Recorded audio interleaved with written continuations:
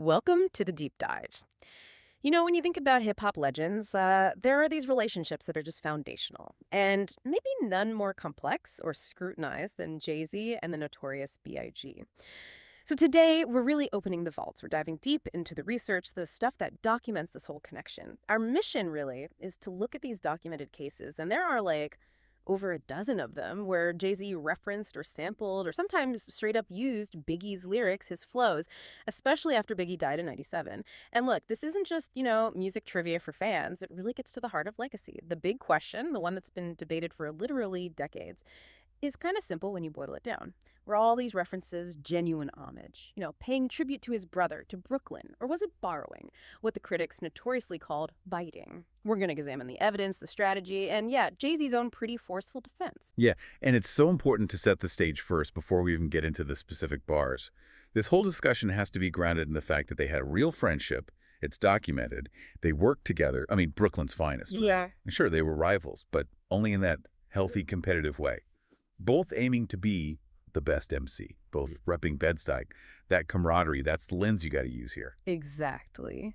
And that context, that friendship, is why the whole biting accusation must have stung so much, right? I mean, taking lines from someone who was your actual friend, maybe even a mentor in some ways. So, okay, let's go right to the source. Let's hear Jay-Z's side of it, how he responded. He did it directly on What More Can I Say from the Black Album. Oh yeah, that track is absolutely key. It's him speaking directly to the critics, people who have been whispering about this for years already.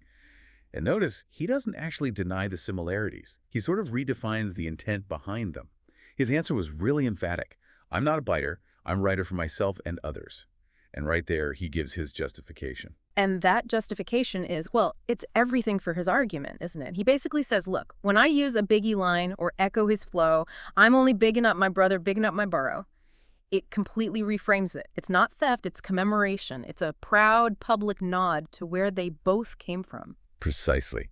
And this is where it gets more complex than just a simple tribute. It becomes this narrative tool. So on one level, yes, he's showing deep respect for the fallen king. He misses his friend. But on another level, by weaving Biggie's sound, his lines, so seamlessly into his own work, he's effectively absorbing some of that dominance. It positions him not just as a successor, but as the successor, the continuation of that specific Brooklyn sound. Okay, but hang on a second. If the goal was purely like commemorative, just honoring his friend, why did the number of these references, especially the really direct quotes and structural flips, why did they seem to peak right when he was climbing to the absolute top? The sources are pretty clear. This pattern really ramps up in the early 2000s, right when the throne was basically his for the taking. Isn't using Biggie's material then also kind of a strategic power move to cement his own place? That is absolutely the critical point the sources make us grapple with. It likely wasn't just tribute. It feels like an act of, let's say, cultural and strategic alignment. By performing this homage, he's also legitimizing his own claim as the rightful heir. See, if he just raps about how great he is, well, that can sound like arrogance. But if he raps about his greatness while sounding like the greatest MC who just passed, that frames it more like destiny, like it was meant to be. Okay. That definitely frames the intent differently. So now let's get into the actual evidence, the specifics the sources pull together. If Jay-Z's defense is all about lineage and respect, the counter-argument points to a whole lot of examples that really blur that line. Some seem way more than just a nod. Let's maybe start with the category that's probably the hardest to explain away as just homage. That's exact quote. Instances where he uses Biggie's lines word for word, often in really important spots in his songs. Yeah, and the research points to one that's pretty undeniable.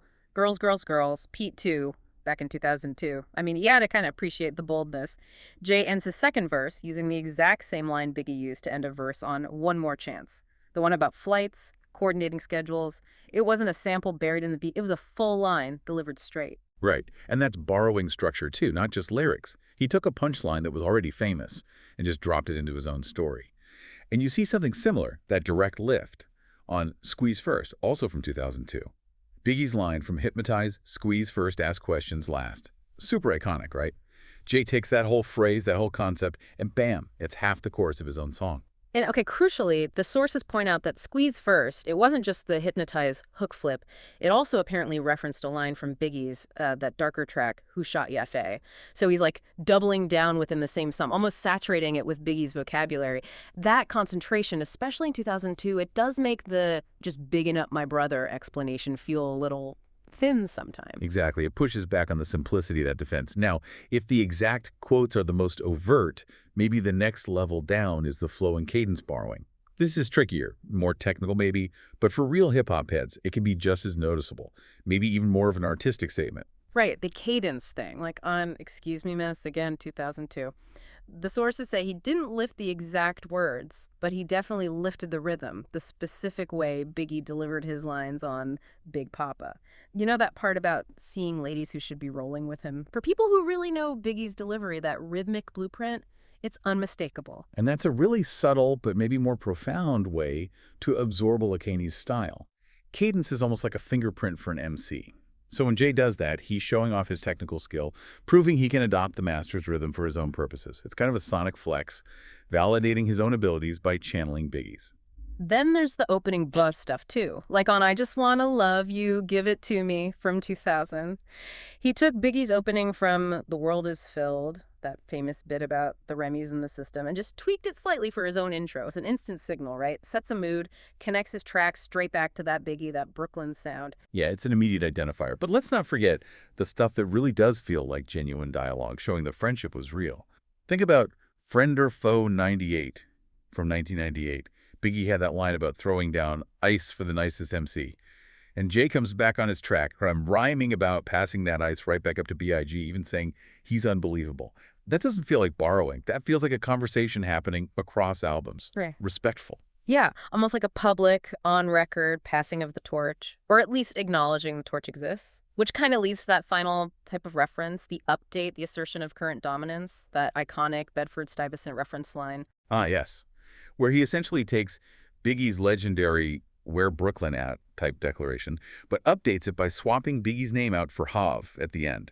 He's keeping the geographical claim, the greatness still resides in Bed-Stuy, but he's updating the name on the mailbox, so to speak. The crown stays, but the head wearing it has changed. That specific modification, that might be the clearest example of strategically using legacy. You honor the foundation, but you firmly state who's running things now.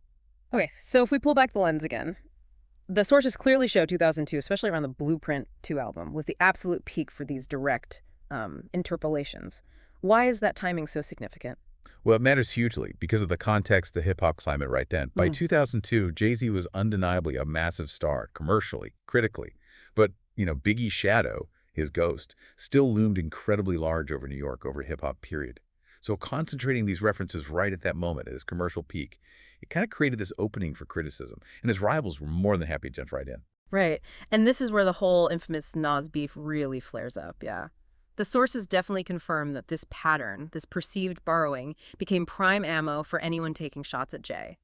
But it was really Nas's diss line on Ether that just perfectly captured it. It cemented the whole debate in everyone's mind. Oh, that line was absolutely devastating because it took all the whispers and suspicions and just crystallized them into one perfect, brutal accusation.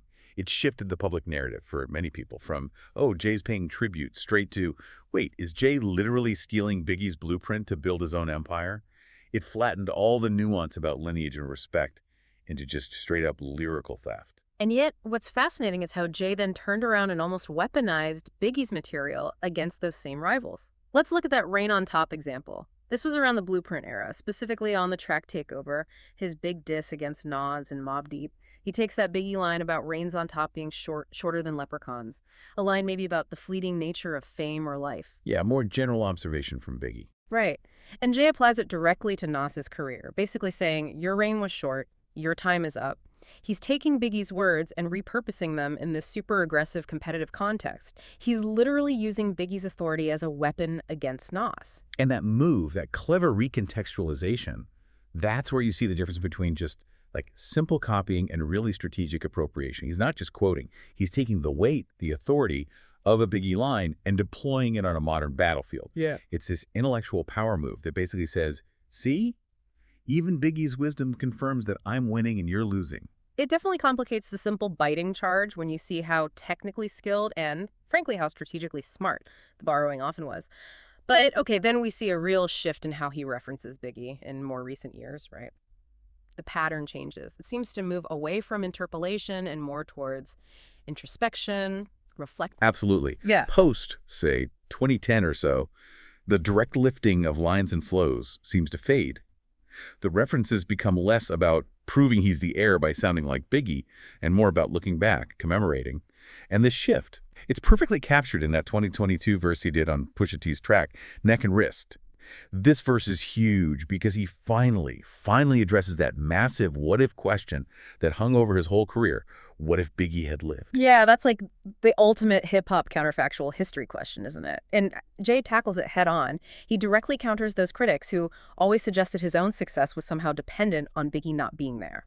He does. He dismisses the whole idea that they would have inevitably clashed.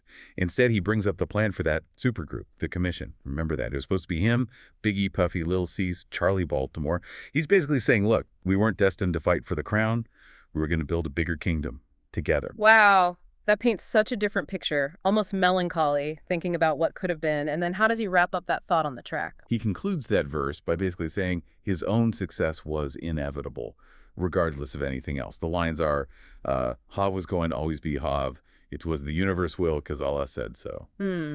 That just shifts the whole narrative, doesn't it? He's not answering critiques about his past anymore. He's asserting the sort of divine inevitability of his own path, his own future. Yeah, it really does. It transforms the decades-long conversation about borrowing into a statement about parallel greatness, almost. For sure. And you see this reflective mode outside the music, too, like that 2023 interview you mentioned where he talked about the very last song he ever played for Biggie, which was Streets is Watching.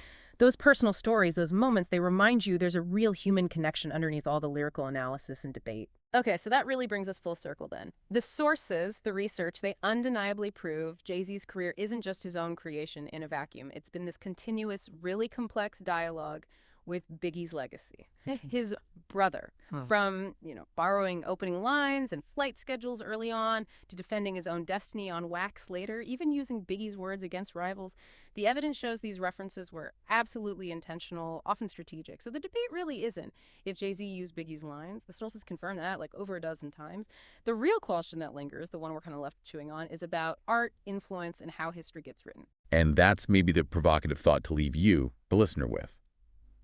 In a creative space like hip-hop, which is built on sampling, influence, competition, when an artist as massive as Jay-Z consistently references, tweaks, and strategically reuses material from a giant like Biggie, does that constant act of, let's call it appropriation, does it eventually just become part of his story? Does wielding the blueprint so effectively, for so long, eventually dissolve the original debt? Does it just become an earned, undeniable part of the heir's own identity and legacy?